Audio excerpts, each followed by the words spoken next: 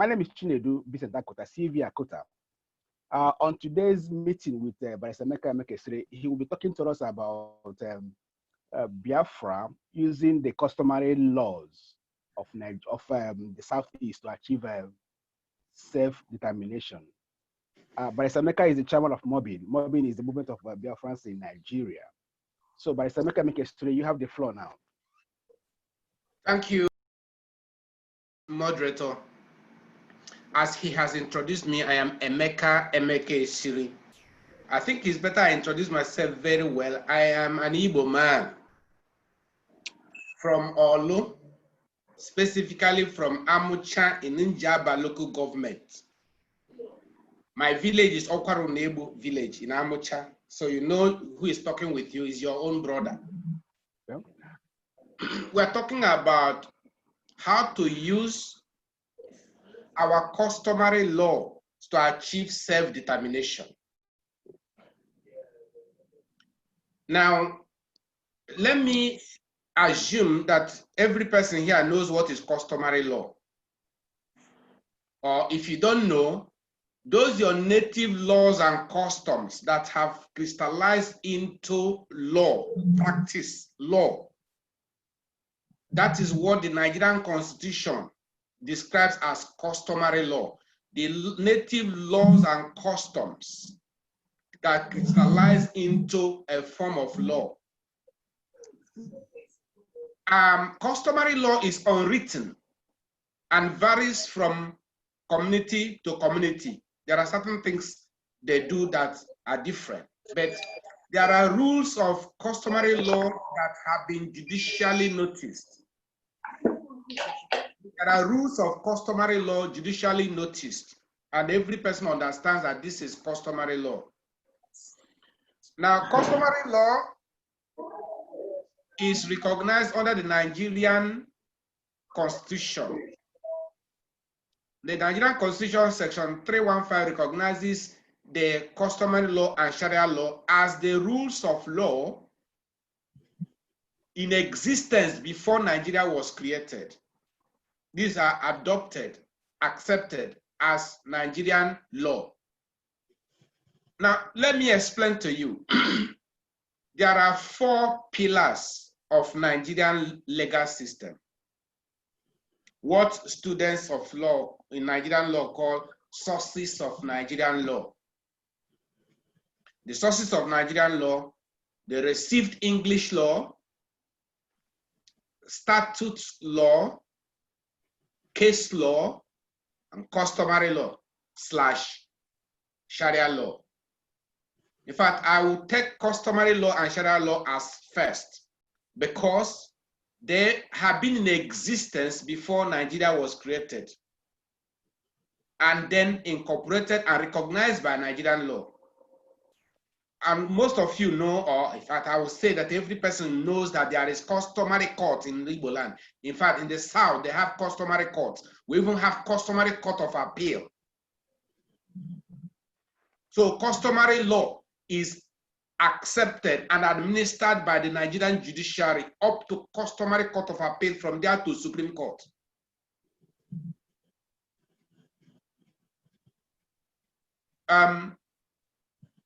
The people in the North have used their Sharia law very well. They passed the bill of Sharia government in the Houses of Assembly in the North and created a Sharia government in the North. But the people of the South are not making use of their customary law. In fact, there was a day I went to the customary law at Abano House in Aba. Do you know what the issues they were treating? Environmental, those that were not cleaning their houses. And they will arrest some people for not disposing of their refuse in the Saturday. I think it's the last Saturday of the month. Such things, such minor things. But the issues of customary governance, they don't seem to understand. The issues of governance and administration, they don't seem to understand. It's just minor things they are busy with. I look forward to a situation where we can make use of our customary laws to help ourselves. In fact, there is nothing you can do with Nigerian civil law which you cannot do with customary law except military duties, the military functions. You can do other things under customary law. Let me give you an example.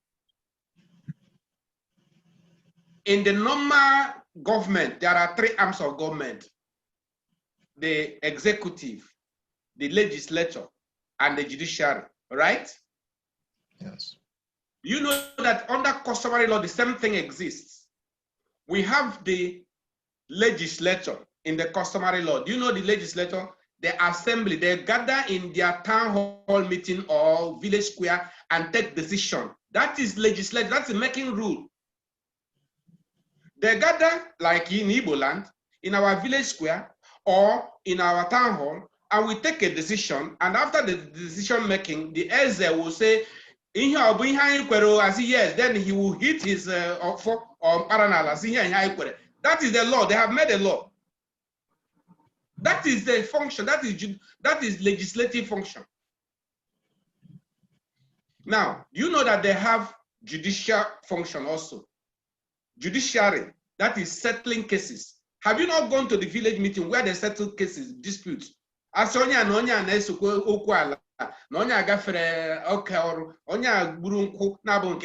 the dispute. Haven't you seen it? That is judicial function, but that is called customary arbitration.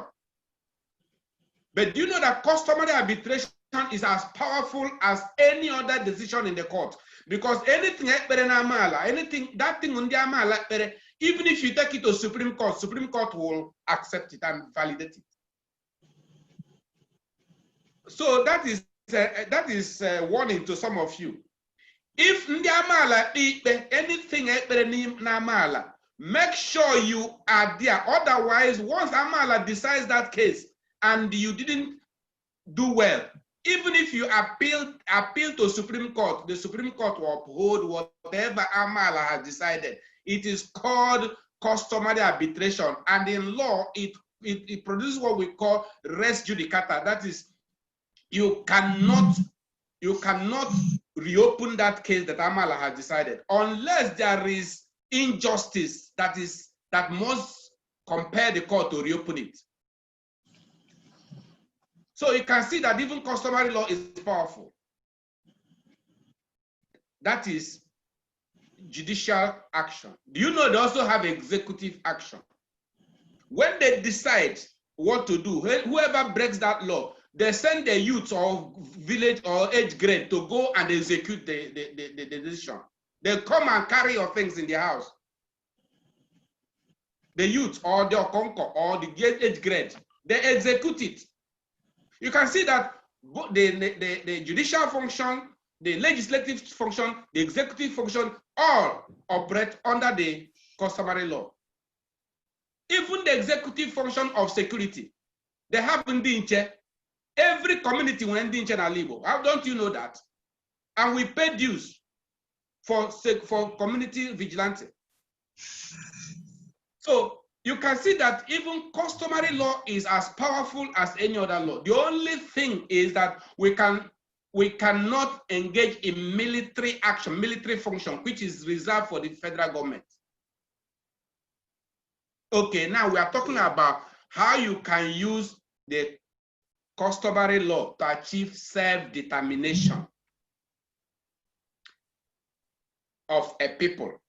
Now, the issues or the questions to ask: what is self-determination? Which unit of the society can we say is a people? What constitutes a people for the purpose of self-determination?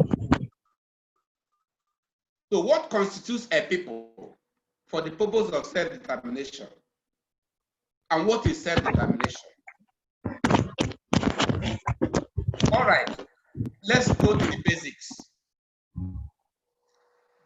Self-determination simply means freedom, independence or freedom from control of external persons. Independence or freedom from external control. The next question is this: to what extent can you be independent from external control? To what extent can you be independent from external influence and control? And how is that independence achieved or achievable? Let's start from the basic, the family unit. I can say that self-determination is a fundamental right which God created and gave to man. You can, in a family, when a man or when a girl or boy grows up to manhood or womanhood, naturally, he wants to be free from the parents. A young man, a young woman grows up and he wants to be free from the parents. Now, Libo, he will detach himself from the parents and set up his own family. That is self-determination. And that microcosmic unit, that family unit, he's separate from his father. He now built his own family. Now, a family grows into a larger family, a kindred, from kindred to village. They spread up, they become town communities, and they continue to grow. Now, every level of the social unit has control, has leadership. There is head of family, there's head of the village, there's head of the community. There is that structure. And Igbo land is the best example of that structure. In fact, it's in Igbo land that you have autonomous governance. Every village, every family is independent from another family. Yeah. Independence. Now I'm saying that it is fundamental. I started with the family unit and I reached to the village level. That every village in Igbo land is independent from another village. They take their decision without interference from the other village. The same time with the town, it continues like that. And in fact, in 1978, Imo State passed the Imo State Law on Autonomous Communities, Edict 1978, which the law was revised, and now we have the Imo State Traditional Rules and Autonomous Community Laws number 3 of 1999. However, I want to give some advice for caution regarding creating autonomous communities by law of Nigerian law, because people are misusing the law. Now, I want to let you know, emphasize that these communities have been in existence before Nigeria was created. These communities were organic, they developed, they grew like organism, creation by God. Whereas states were created by law. Countries, states are created by law, but the people are organic creations by God. There's a difference between a nation and a nation state. We shall define a people, but let us say a nation state. A nation state is like Nigeria, is a state, is a creation of law and given the sovereignty. What in law we call corporate existence or juristic personality. That is, Nigeria as it is a juristic personality, a corporate body. It was given personality by law. It's not natural. Now, your community, the people of your community are a people, but they don't have that corporate existence and therefore cannot sue or be sued except in representative capacity. Okay, so what I'm warning against the use of Nigerian law to create autonomous communities. I'm saying I'm just advising for caution, because these communities are organic creations of God in existence even before Nigeria was created. Therefore, we have to be careful. That's by the way. So we're talking about how you use it, this customary law, to attain self-determination. The other question I ask is, to what extent can your freedom be? Does any country, or does any family, or does any state, or any person actually say he is 100% free from other people's control? Can Nigeria as it is, or any other country, say that it is totally independent from influence of other parts of the world, other countries of the world? So you can see self-determination. It says the Nigerian law says that the people have the right to self-determination. Let me read it. Let me read Nigerian law for you. And then that will help us to define what we really mean by this self-determination. Article 20 of Nigerian law says, all peoples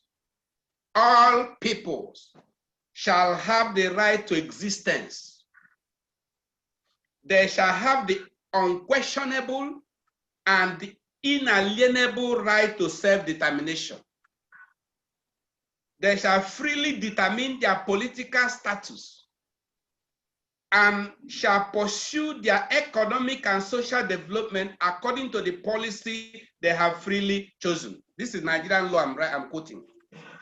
Cap 10, Laws of the Federation of Nigeria, 1990, which is Cap A9, Laws of the Federation of Nigeria, 2004, Article 20. That the people, all people, in fact, Nigerian law say all people shall have the unquestionable and inalienable right to self-determination. And the beauty of it is that it didn't stop there. It goes on to explain it. It says, they shall freely determine their political status and shall pursue their economic and social development according to the policy they have freely chosen. So Nigerian law is very clear about it. In fact, Nigerian law is better than the United Nations law. Let me show. The same Article 20, United Nations law says, indigenous peoples have the right to maintain and develop their political, economic, and social systems or institutions to be secure in the enjoyment of their own means of subsistence and development, and to engage freely in all their traditional and other economic activities. Look at the term used. United Nations law says indigenous peoples. Nigerian law says all peoples. Can you see why I say Nigerian law is better? Because if you say indigenous people, there may be a question, who are indigenous and who are non-indigenous? Some people say, we are indigenous of this place. Some say, no, you are non-indigenous. You settled before you, always, we are here before your father came and settled here. And there'll be a problem of who are indigenous and who are non-indigenous and who are settlers, the original settlers and those who came after. So the United Nations law makes it more difficult when the definition of indigenous people will arise. But Nigerian law makes it better. Nigerian law says all peoples. And therefore, the question now, who are defined as peoples under the law?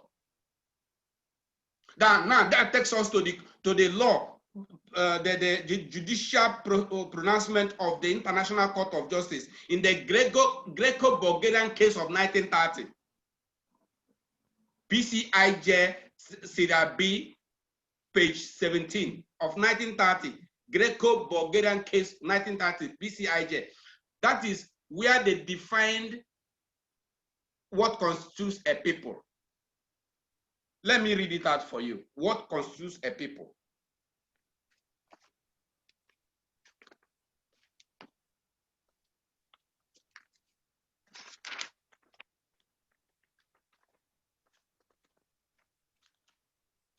In that case, the International Court of Justice defined a people to mean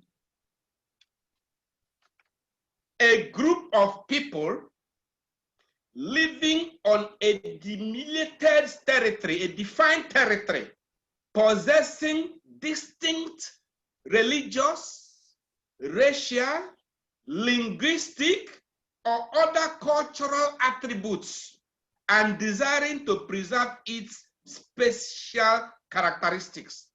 A group of people living on a defined territory, a territory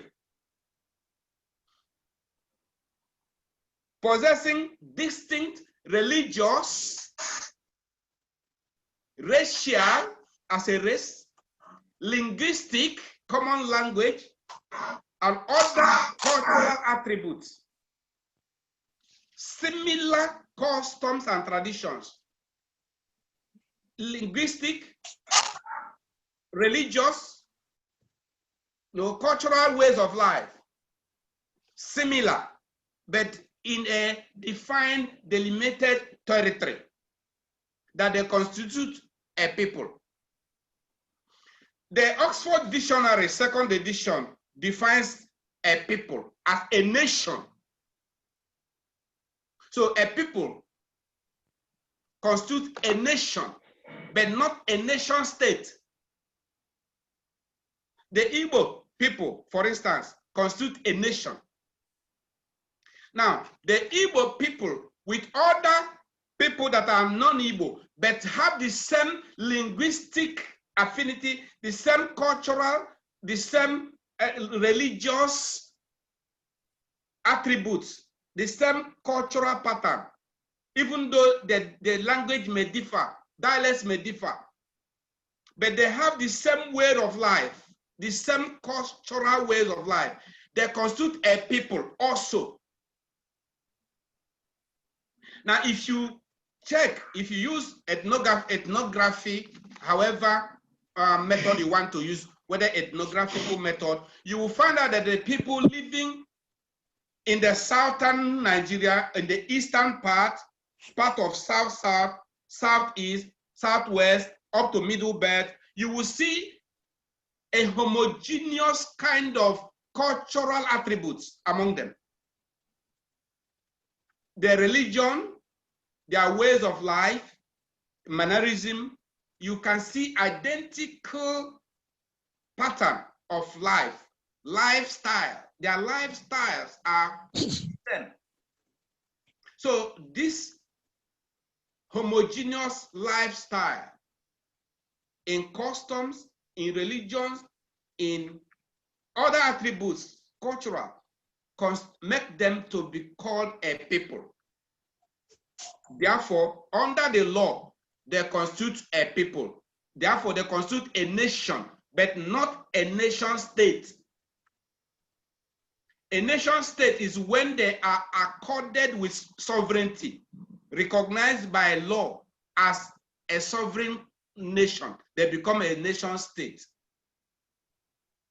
Now they are a state, they are a nation, but not a nation state. But the problem is, in this nationhood, in this state of being a nation, but not yet a nation state, most of them are not organized to function as a nation.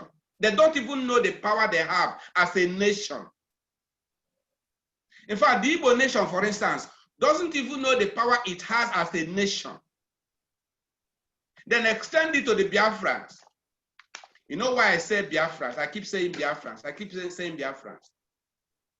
When the Republic of Biafra was dissolved, the Biafran General Effiong was very careful in making the announcement he made the announcement and said it is the Republic of Biafra that has ceased to exist. And now, in fact, when he was making the announcement, he addressed himself as the general of the Biafran army. He was in his uniform. Imagine the significance. He was in his uniform as Biafran general, making the announcement at the time they said he was surrender. If he was surrendering, why didn't he remove his uniform? But that is another question of law. It's a technical matter we will discuss later. But the fact is that what ceased to exist was the sovereignty, the Republic of Biafra. But the human beings, the individual, the persons, the people themselves remained as Biafrans. And the law that can govern them will be their native laws and customs and the law of Nigeria, because all the laws made by the Biafran parliament were dissolved when the sovereignty was dissolved. The laws made by Biafran government, Biafran parliament, all of them were dissolved at the time the sovereignty was dissolved. But the native laws and customs remained, which Nigeria adopted in its constitution, section 315, as existing laws and existing rules of law in the land of the people. Fine. How then do we use these existing laws to achieve self-determination? First is to organize yourself. It is by this existing law you can use to organize yourselves. We can do that by getting our people in the houses of assembly in the east, south, southeast, southwest, south. We can get the houses of assembly to pass the bill into law for statutory, customary governance. If that happens, the states will finance the customary governance. That will now provide a structure, statutory.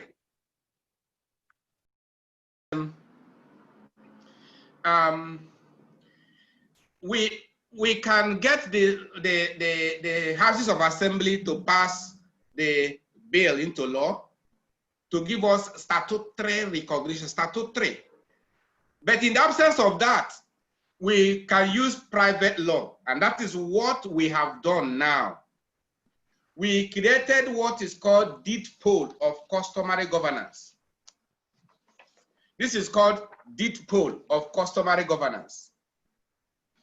You can see, so this is the original. You can see it's registered in Nigeria. You can see the stamp duties, you can see the registration number. It's called deed poll of customary governance. Now, in absence of statute made by the National Assembly or the House of Assembly, this is an alternative. But it has a problem. And the problem is financing the government created by deed poll. As it is now, it is enforceable by every court in the whole world. But it is enforceable and binding only upon those who accept it, ratify it. It's like multi-lateral treaty. So if the Biafran organizations, any Biafran organization that accepts it and ratifies it, it becomes binding on the members. If all Biafrans accept it, it becomes binding, and then it will be enforceable by all courts anywhere in the world, because it's a multilateral treaty. So it becomes effective only by ratification or accession. But if it is a law passed by the state, automatically it's binding upon everybody, whether you know about it or not. So that is the only difference. But both of them have the force of law. One is statutory law. The other one is private law, which is contractual, like treaty, like multilateral treaty. So the first stage is to organize the people. Even though the nation, which is not a nation state, even though it has no sovereignty, it can still do something akin to sovereignty. Let me give you an example. Because it doesn't have power as a sovereign country, it cannot enter into treaties with sovereign countries. It cannot enter into international relations with sovereign nations because it's not a sovereign nation. But as a people, as a nation, it can have a relationship with nations in other countries. For instance, the Igbo nation as a nation can have international relationship with the people, maybe with the Catalans in Spain, with the Bantus, with the Burundis, with the Quebec in Canada, with other nations in different places, the Flemish in some of these European countries, you know, they can have relationship with other ethnic groups in other countries as a people. But you cannot sign treaty with a sovereign nation. But if you organize yourself, you can now have relationship with the people's other ethnic nationalities in other countries. And let me tell you, it's not only in Nigeria, there are different ethnic groups. In other countries, there are different ethnic groups that are even seeking for self-determination. You know, the Quebec in Canada, they are looking for self-determination. The Catalans are also looking for self-determination. There are others in India also looking for self-determination. There are so many other people groups, that's the people groups, the nations inside the sovereign nations. But have we reached out to them? We have not reached out to them because we are not organized as a people, or what? So when you are organized as a people, you can have power to interact in the international community using your structures we have put in place. As we are struggling for self-determination, there are structures we have put in place which can reach out. We have attended the UN meetings for some time now, having relationship with some other people that came from other countries. We have been attending for some time, not necessarily going to say Biafra, but it's not yet time to put that case across. But it is time to start politicking and making friends with people from international community. You have to make friends with them. All these countries that are existing are occupied by human beings. There are human beings, ethnic groups in the countries. So when we're talking about international politics, we're talking about reaching out to those people in those countries, not just the country as a name, but the people that occupy those, that live in those countries. So the first step is organizing yourselves using a particular structure recognized by law. Now, as we don't have a statute passed by the Houses of Assembly, we are using the deed poll of customary governance to organize ourselves as a people. Then when we organize ourselves as a people, then you can take the next step. You know, we're talking about getting autonomy within Nigeria. Not outright independence for now. Not that we don't want an outright independence, we all want it. But first thing first. In fact, it was even a challenge. President Muhammad Buhari gave us that challenge. And I tell you that, suppose he asked us that question, because he said, organize yourselves and vote to have a state within a state. Suppose he comes to court and say, oh yes, I told you to organize yourself, but are you organized? Have he not defeated you? Yeah, we are in court with him. There's a case that is going on in court, and that is part of the case. We said that he told us to organize ourselves, and we have organized ourselves.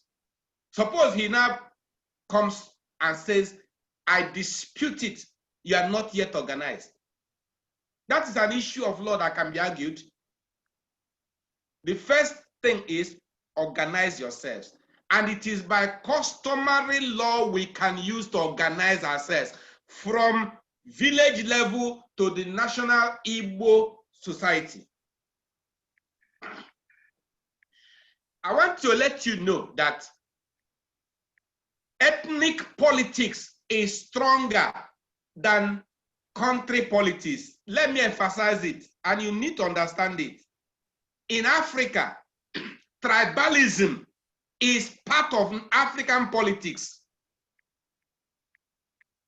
Whether you like to agree or not, in Africa, the ethnic group that occupies the executive office sees itself as the favored group, and their son in the executive office will favor his own ethnic group, like the Fulani. Fulani is an ethnic group. They have their sons and daughters on the high places, and therefore they favor themselves. The Yoruba is an ethnic group. So when it is their turn also, they will favor themselves. It is African politics down to our village level, down to state level. When your own son enters the executive office, he's expected to show more favor to his own tribe, to his own clan. Yeah, he's expected to steal money, steal government treasure and loot and bring it home. And when he brings it home, they will receive him with joy and gladness and dancing, and they will crown him with chieftaincy titles.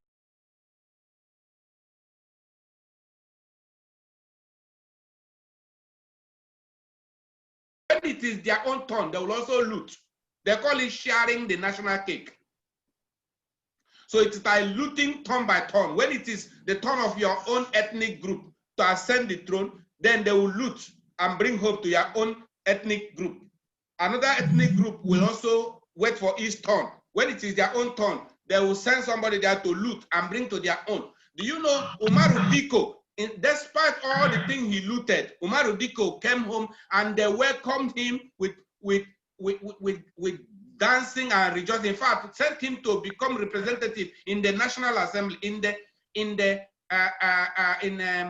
that constitutional conference. They sent him 1995. A man that stole so much.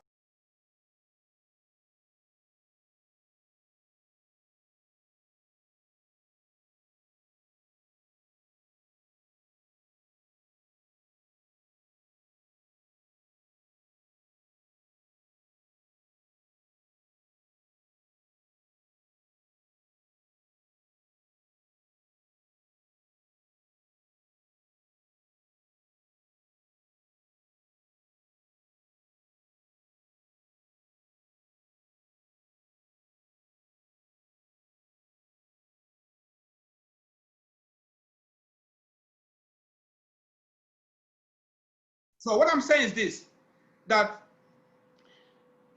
why are they doing that in Nigeria? Why is every ethnic group trying to grab the national cake? The Yoruba will try to grab, the Fulani will try to grab if it's their turn. The Igbo man, if it's their turn, but the Igbo man has never been given a chance to get to that power to also grab some. Why are they grabbing?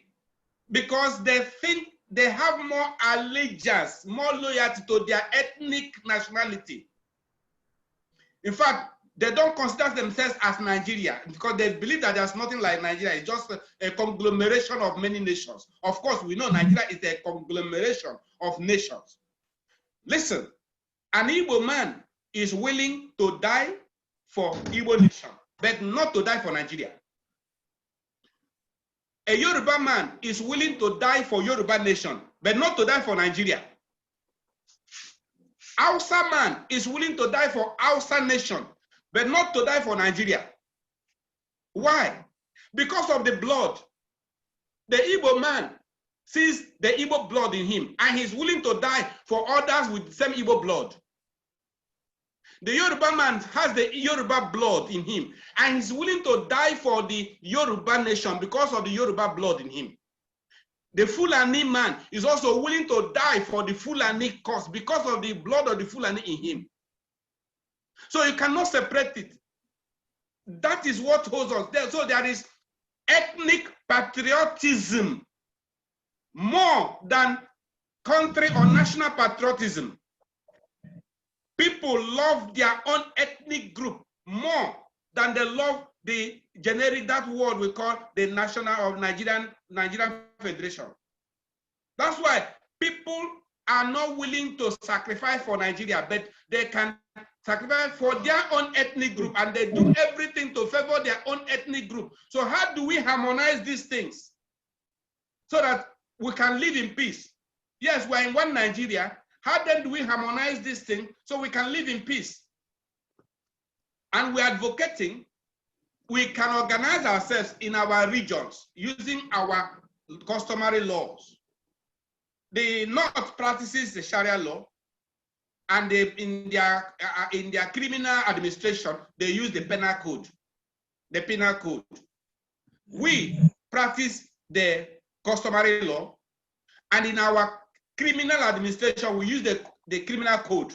While we use criminal code in the South, the North uses penal code and Sharia. You see, there are differences.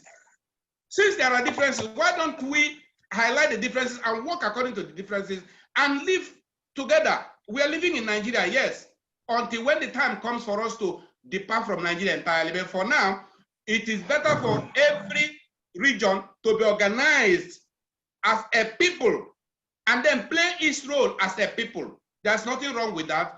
If you do it, we have not violated Nigerian constitution that says Nigeria shall be indivisible and indissoluble entity. We are not yet dissolving Nigeria. It may be dissolved in future, but for now, it's not our intention. It may be dissolved by agreement of all the parties if they agree to dissolve it. But for now, that is not our motive, our intention. Our intention is to organize ourselves, govern ourselves as a people before the next step. Yes, any question for now? Yes, any question? More things may come as questions arise. Hello? Yes, I can hear you. Have you finished your presentation? Because we have like less than 30 minutes to end this. Yes, I have finished. All right. Does anyone have any question for Emeka? Just raise your hands up. I will give you microphone to ask Emeka any question you have for him. Or you can also send a text message across. Does anyone have any question for Emeka based on what he has discussed with us or what he has told us now? SZD has a question. Go ahead, please. My question is, given all these things, as you have analyzed them, how it's supposed to be, what up to now have we done, and what are the things remaining?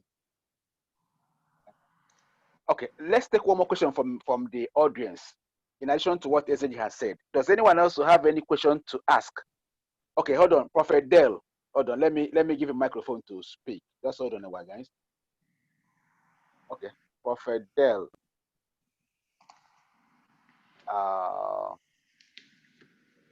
Prophet, unmute yourself so you can be able to have the microphone. Just unmute yourself, please. Yeah, go ahead and ask the question. Oh, okay. Thank you. I was listening to Barrister Michael say something about ethnic nationalities.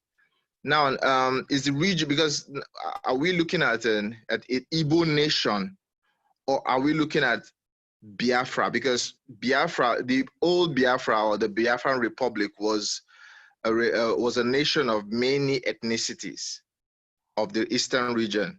Now, if we are looking at Igbo, are we saying Igbo because what I was hearing a lot of Igbo nation. Are we looking at Igbo nation? Are we looking at Biafra, the province Biafra, or Biafrans living in Nigeria? This is what I want that specified so that we understand where the channel is going. All right. Thank you. So Abeka, you have the audience now. Okay, fine. Let me answer the first one. The first question was, what has been done and what are the things remaining to be done, given all the things we have analyzed? What has been done is that we have put the structures in place. I showed you the deed poll of customary governance. Now, this deed poll of customary governance is for all Biafrans. That will lead me to the next question, the answer to the next question. So we have put the structures in place. We have reached out to all areas in Biafra land to start building up the customary governance. Our people in the politics, in the houses of assembly, have not been cooperative. They have not cooperated with us. And that is why we are doing it using the private law system to organize ourselves. So we have set that in motion. What is remaining is to build up the structure that is already in place. And we are now using the town hall system, town hall meeting system, from village to village, from community to community, to see whether we can build up the structure using the town hall meeting system. For now, because of what we have seen now, we can't reach out because of this pandemic, this coronavirus thing. But hopefully very soon, we shall continue what we were doing before. We started it, moving from community to community, establishing the town hall meetings until this thing happened and we were suspended sort of, but we'll continue. So the next thing to be done is what we are doing now, trying to build up the structure. The second question is that I mentioned Igbo ethnic group instead of Biafra. Okay. I used Igbo ethnic group as an example. In Biafra land, there are many ethnic groups in Biafra land. The Igbo group is there, the Ijo group is there, the Ibibio group is there, and so on. Now, this deed poll of customary governance covers all Biafrans. And it is done, it is to be autonomous. Every ethnic group is autonomous. For instance, the Igbo people have their customary governance. The Ijo people have their customary governance. The Ibibio people have customary governance. So every ethnic nationality within Biafra land has customary governance. And fortunately, when I visited the elders of Ibibio some years ago on this issue, they showed me a document which they said that before Chief Odumegwu died, he had a meeting with them about what the new Biafra will look like. And that vision, when I heard about it, I said, excellent, this is perfect. They told me that he said there will be the three eyes, the Igbo, Ibibio, Ijo, the three eyes, the Igbo, Ibibio, Ijo, the three eyes should be autonomous in the new Biafra. The United States, it will be called the United States of Biafra, where the three ethnic groups will be autonomous, governing themselves within Biafra. And maybe with time you will read more, because one of our brothers, Brother George Otobong Cosmos, and his team, they have done much work in that regard. They have done so much, and have produced a trilateral agreement binding the three ethnic blocks. So when I'm talking about regional government or customary government, it includes all. However, I want to bring out something. You know, there has been that fear of domination of Igbos over other people. That led to giving the other regions their individual identity. I know that some of you have been talking about South-South. Why are they called South-South? There is nothing like South-South. No, there is something like South-South. South-South must exist. For right now, they prefer to call themselves Niger Delta region. Whatever name they decide to call themselves, we must respect them. If they call themselves Niger Delta region, respect them. That is the name they have chosen. If they call themselves South-South region, then respect them. That's the name they have chosen. But this issue of giving them a separate identity was the brainchild of the Igbo intelligentsia. I want you to understand that now. And it happened in 1994 during the Mpoko Igbo conference at Enugu before the 1995 Constitutional Conference of Abacha. In 1994, while the Igbo nation, Igbo intelligentsia, were preparing for the 1995 conference, this issue came up. How do we ensure that there is equity, justice, fairness in the whole country? Now, the Igbo intelligentsia brought out the Aburi Accord and looked at it and examined it, analyzed it critically to know why there was a failure. Why did it fail? Many people, perhaps some of you have heard, some are accusing Gowon, some are accusing that it was General Gowon that violated the agreement. That is, of course, in law, we know that the buck stops at on his table. Whatever happened, he took the final decision. But when we went into the details, we found out that he was influenced by so many things and so many factors. When I was writing this book, Emeka, yeah? Emeka, please, we have just 4 minutes to end this meeting. Oh, sorry, if we could start to round up, and then maybe, remember, we'll again meet again next week Saturday to trash more issues. It's an ongoing, ongoing meeting. So what I'm trying to say is round up now. Okay, let me try to round up. What I'm trying to say is that eventually, it was decided that a region should be created for those in the present-day South-South, so that they will not feel dominated by the Igbo people. And this proposal was taken to the National Conference in 1995 and presented by Alex Ekweme, Desam Mbakwe, and Odmego Ojukwu. These 3 people were sent by the Igbo nation to present this proposal. And they presented it very well. Dr. Alex Ekweme did the presentation, and he presented it very well, and the whole country accepted it.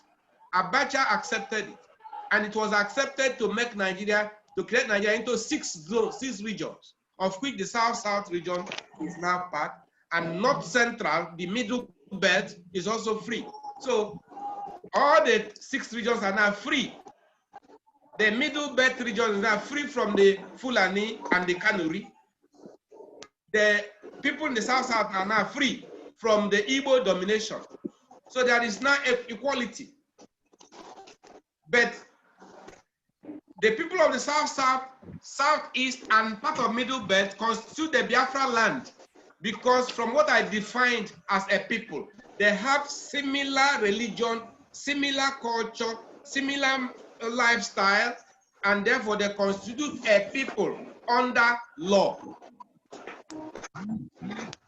So the second question, I hope I have answered it, that by using the word Igbo, I was using as an example of an ethnic group, not that it is all Biafra. Biafra constitutes the whole of Biafra land, not only Igbo nation. Right. On that note, could I bring this meeting to an end, because it's scheduled to be an hour meeting, so that other people can go and do other things they've planned to do for the evening. We will have another meeting by next week, Saturday, same time, and then Emeka will continue to treat these topics as they come up. Okay. I hope our listeners will be with us. This meeting will be uploaded on the YouTube, and the link shared to every one of us that will have their email addresses. Once more, I wish to thank Emeka for his time, and thank everybody that attended this meeting for their time and their patience.